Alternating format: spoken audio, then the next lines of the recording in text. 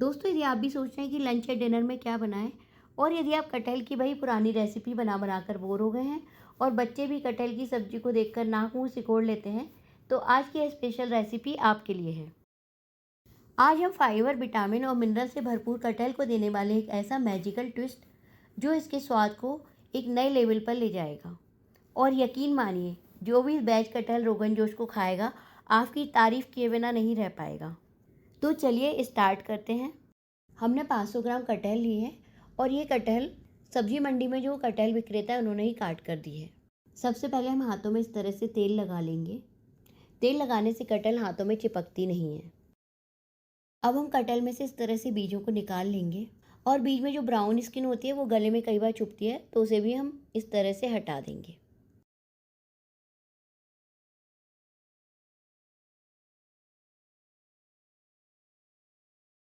मैंने इसे vegetable bag में, फ्रिज में जो वेजिटेबल बास्केट होती है उसमें एक दिन के लिए रख दिया था, इसलिए आसानी से निकल रहे हैं। इसे कच्चा ही इस तरह से निकाले थे, या बॉयल करके निकालते तो बहुत ज़्यादा प्रॉब्लम होती है और समय भी बहुत लगता है।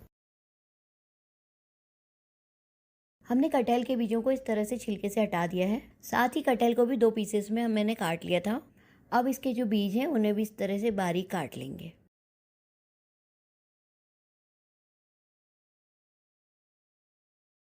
अब मैं एक स्टील की कढ़ाई में इस तरह से पानी गर्म करने रख रही हूँ। पानी बॉयल हो चुका है। अब मैं इसमें ऐड कर रही हूँ आधा स्पून सॉल्ट। अब इसमें आराम से धीरे धीरे सारा कटहल डालेंगे। अभी तक हमने कटहल वॉश नहीं किया था क्योंकि उसे कट करने में दिक्कत होती। गर्म पानी में सॉल्ट डालने से इसकी सारी इम्प्योरिटीज़ निकल जाएंगी। तो इसे कड़छी से अच्छी तरह से ऊपर नीचे चलाएंगे और गैस बंद कर देंगे। अब इसे ढककर 5 मिनट के लिए रख देंगे। आपको इस बात का ध्यान रखना है कि कभी भी बॉयल करते हुए हल्दी ना डालें, अदरवाइज़ टेस्ट ख़राब हो जाएगा। 5 मिनट के बाद कटहल का टेक्सचर कुछ इस तरह का दिख रहा है। अब एक बर्तन में एक छलनी लगाएंगे और इस तरह से सारी कटहल को छान लेंगे। और अब कटहल वाली छलनी को इस तरह से अलग रख देंगे। 3/4 कटोरी सरसों के तेल को एक कढ़ाई में गर्म करने रख देंगे। आप कोई भी तेल यूज कर सकते हैं, परंतु सरसों का तेल कटहल को एक अलग ही फ्लेवर देता है। दोस्तों, सरसों का तेल स्मोकिंग पॉइंट तक गर्म हो गया था। अब हम मीडियम फ्लेम कर देंगे और कटहल को इसमें डालकर शैलो फ्राई करेंगे। ध्यान रहे, एक बार में बहुत सारा कटहल ना डालें, इसे हम 2 बार में फ्राई करेंगे। सारी कटहल फ्राई हो चुकी है। हल्का सा रेडिश होने पर हमने उसे निकाल लिया था और साथ ही एक छलनी में रख दिया था, जिससे कि एक्स्ट्रा ऑयल निकल गया है। रेसिपी की स्टार्टिंग में हमने कटहल को एक मैजिकल ट्विस्ट देने की बात करी थी। अब हम उसकी तैयारी कर लेते हैं। एक कढ़ाई में 2 स्पून बेसन लेंगे और उसे धीमी आंच पर हल्का हल्का भून लेंगे। बेसन को भूनकर यूज करने से उसका कच्चापन नहीं लगता है। बेसन भून गया है, इसे ठंडा करने रख देंगे। अब मैं ले रही हूँ एक बाउल में 3/4 कप गाढ़ा दही, जिसमें पानी नहीं होना चाहिए, और अब हम इसे बाउल में निकाल देंगे। कुछ दाने अजवाइन के, जो कि हमारी रेसिपी को एक अलग ही टेस्ट देगा। थोड़ी सी कसूरी मेथी आप क्वांटिटी में आधा चम्मच ले सकते हैं। 3 से 4 चुटकी हल्दी पाउडर आप 1/4 स्पून ले सकते हैं। थोड़ी सी देगी मिर्च आप अपने स्वादानुसार डाल सकते हैं, इससे टेस्ट बहुत ही अच्छा आता है। और थोड़ी सी सादा मिर्च। पिसा हुआ धनिया 2 चम्मच। इसमें ऐड करेंगे 1 चम्मच सौंफ पाउडर, जिससे कटहल का स्वाद दोगुना हो जाएगा। मैं इसमें ऐड कर रही हूँ 1 चम्मच चाट मसाला। आप इसकी रेसिपी मेरे चैनल पर देख सकते हैं। काला नमक आधा चम्मच। अब हम इसमें चॉप किया हुआ धनिया भी डाल देंगे, जिससे बहुत ही अच्छी खुशबू आएगी। अब हम इसमें भुना हुआ बेसन डालकर इसे अच्छे से मिला देंगे। अभी हमने इसमें सादा नमक नहीं डाला है, क्योंकि चाट मसाला में भी नमक होता है और हमने काले नमक का भी प्रयोग किया है, इसे बाद में डालेंगे। एक नींबू का रस लगभग 1.5 स्पून। आप यदि खट्टा कम खाते हैं तो इसे अवॉइड कर सकते हैं।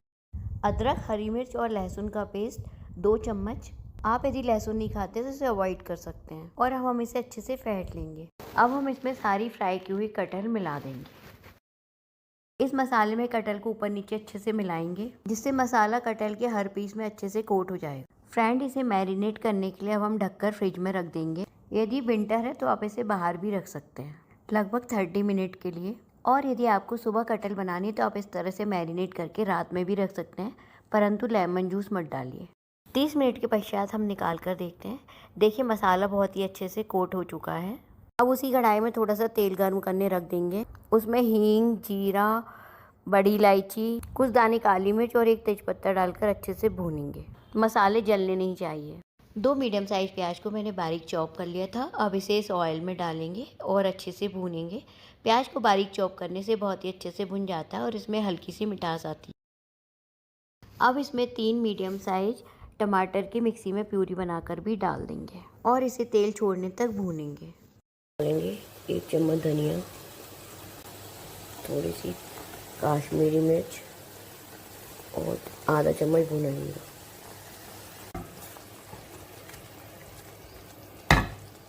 ये देखिए फ्रेंड, कढ़ाई छोड़ दी है, इसका मतलब ये हो गई है। अब इसमें मैरिनेट की हुई कटहल डालकर अच्छे से भूनेंगे।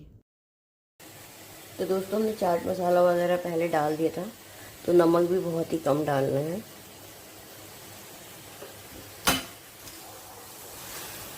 अब एक पैन में थोड़ा सा बटर मेल्ट करने के लिए रख देंगे।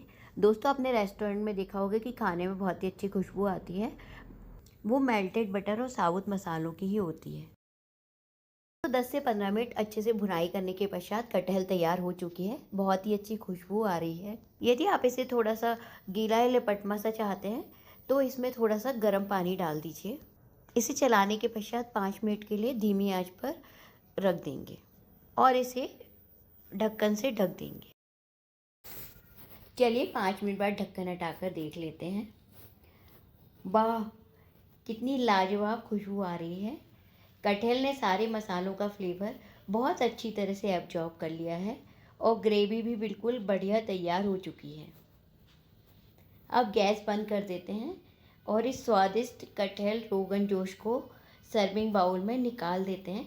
साथ ही थोड़ा सा धनिया पत्ती भी डालकर गार्निश कर देंगे। दोस्तों, मैंने लास्ट में थोड़ा सा बटर और लिया था और उसमें थोड़ी सी काश्मीरी मिर्च का छौंक लगाकर उस पर डाल दिया था, जिससे इसकी रंगत और निखर आई है। दोस्तों, आप कमेंट करके ज़रूर बताएं कि आपको कटहल रोगन जोश की सब्ज़ी कैसी लगी और आप यदि इसे ट्राई करते हैं तो ज़रूर से कमेंट में बताएं। आपको वीडियो पसंद आता है तो लाइक, सब्सक्राइब और अपने दोस्तों को शेयर करना ना भूलें। धन्यवाद।